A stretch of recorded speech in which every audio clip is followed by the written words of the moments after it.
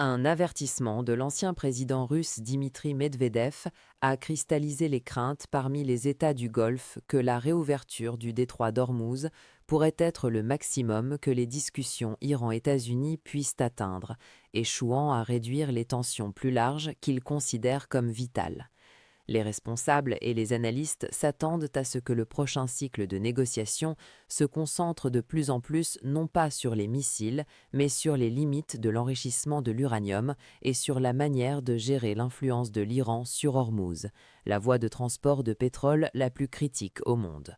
Les responsables du Golfe avertissent que cette approche risque de renforcer le contrôle de l'Iran sur les approvisionnements énergétiques au Moyen-Orient en gérant plutôt qu'en démantelant son influence, en donnant la priorité à la stabilité économique mondiale tout en laissant les pays plus exposés aux conséquences.